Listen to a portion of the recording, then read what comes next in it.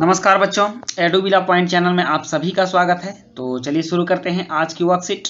और आज की वर्कशीट है क्लास 7 के लिए सामाजिक विज्ञान की वर्कशीट संख्या 27। आज हम लोग मुगल साम्राज्य में उसके प्रशासनिक व्यवस्था को जानेंगे।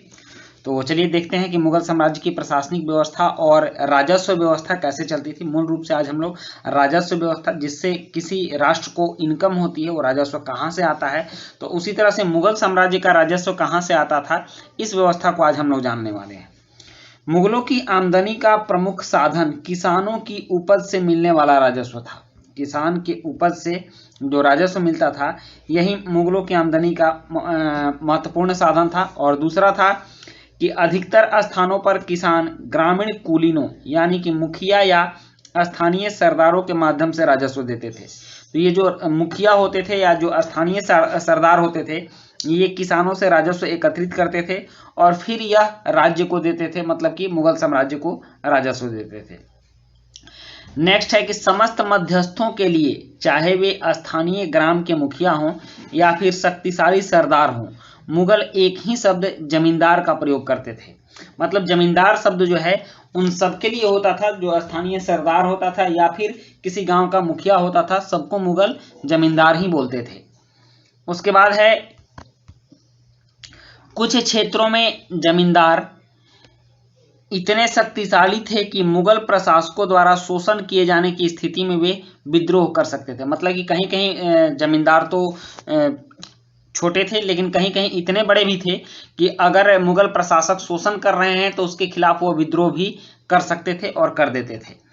उसके बाद है कभी कभी एक ही जाति के जमींदार और किसान मुगल सत्ता के खिलाफ मिलकर विद्रोह कर देते थे। और जहां मुगल किसान और जमींदारों की जाति एक ही होती थी, वो अपना गठबंधन करके गुट बनाकर मुगलों के खिलाफ विद्रोह कर देते थे। ऐसी उस समय की व्यवस्था थी।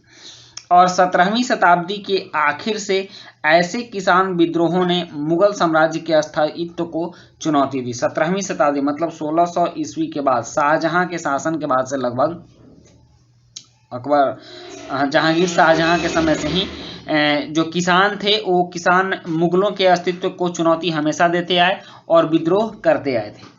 अब नेक्स्ट है राजस्व मंत्री। तो अकबर के राजस्व मंत्री टोडरमल ने 10 साल 1570 से 1580 की कालावधि के लिए कृषि की पैदावार, कीमतों और कृषि भूमि का सावधानी पूर्वक सर्वेक्षण किया। जो टोडरमल उसके राजस्व मंत्री थे, उन्होंने 10 साल तक कृषि की भूमि, कृषि के उपज की कीमत का सर्वेक्षण किया और प्राप्त आंकड़ों के आधार पर प्रत्येक फसल पर नकद के रूप में कर राजस्व निश्चित कर दिया। मतलब कि जो आंकड़ा प्राप्त हुआ उसके हिसाब पर क्षेत्र वाइज उसने राजस्व निश्चित कर दिया कि इस क्षेत्र को इतना राजस्व देना है, इस क्षेत्र को इतना राजस्व देना है। प्रत्येक सूबे मतलब प्रांत, मतलब मुगल साम्राज्य सूबों में विभक्त था, सूबों में बटा हुआ था, तो उस प्रांत को राजस्व मंडलों में मतलब जिलों में बांटा गया, राजस्व जिला में। और प्रत्येक की हर फसल के लिए राजस्व दर की अलग सूची बनाई गई और प्रत्येक जिले के लिए राजस्व दर की सूची अलग अलग थी। राजस्व प्राप्त करने की इस व्यवस्था को जब्त कहा जाता था। मतलब कि मंडलों से राजस्व प्राप्त करने की इस व्यवस्था को, जो कि स्थानीय जमींदारों से होकर मुगल साम्राज्य तक पहुंचता था, इसको जब्त कहा जाता था। जब्त प्रणाली इसको बोलते थे। जब्त व्यवस्था उन स्थानों पर प्रचलित थी जहां पर मुगल प्रशासनिक अधिकारी भूमि का निरीक्षण कर सकते थे और सावधानी पूर्वक उनका हिसाब रख सकते थे। ऐसा निरीक्षण गुजरात और बंगाल जैसे प्रांतों में संभव नहीं हो पाया। मतलब कि जब्त व्यवस्था उन स्थानों पर ही थी जहां उनके अधिकारी जा सकते थे और इसका निरीक्षण कर सकते थे। उसके बाद इस तरह का कोई भी निरीक्षण गुजरात और बंगाल में नहीं हो पाया, इसलिए गुजरात और बंगाल में आप मान लीजिए कि जब्त प्रथा नहीं चलती होगी। नेक्स्ट, इसके बाद कुछ प्रश्न है कि मुगलों की आमदनी का प्रमुख साधन क्या था, मुगल साम्राज्य में जमींदार की क्या भूमिका थी, अकबर के राजस्व मंत्री का क्या नाम था, जब्त शब्द से आप क्या समझते हैं और जब्त व्यवस्था कहाँ अधिक प्रचलित थी। तो चलिए अब इनका उत्तर लिखते हैं।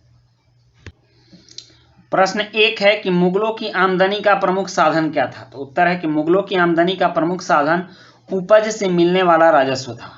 इसके बाद प्रश्न 2 है कि मुगल साम्राज्य में जमींदार की क्या भूमिका थी। तो उत्तर है कि मुगल साम्राज्य में जमींदार मध्यस्थ की भूमिका निभाते थे। और फिर प्रश्न 3 है कि अकबर के राजस्व मंत्री का क्या नाम था? तो उत्तर है कि अकबर के राजस्व मंत्री का नाम टोडरमल था। और प्रश्न 4 है कि जब्त शब्द से आप क्या समझते हैं? इसका भी उत्तर है कि राजस्व प्राप्त करने की व्यवस्था को जब्त कहा जाता था। और 5 है कि जब्त व्यवस्था कहाँ अधिक प्रचलित थी? तो उत्तर है कि जब्त व्यवस्था उन स्थानों पर अधिक प्रचलित थी जहां पर मुगल प्रशासनिक अधिकारी भूमि का निरीक्षण कर सकते थे और सावधानी पूर्वक उनका हिसाब रख सकते थे। तो बच्चों, ये थी आपकी आज की वर्कशीट और आज की वर्कशीट कंप्लीट होती है। वीडियो अच्छी लगी हो तो लाइक, सब्सक्राइब, कमेंट जरूर कीजिएगा। मिलते हैं नेक्स्ट वीडियो में। Thank you.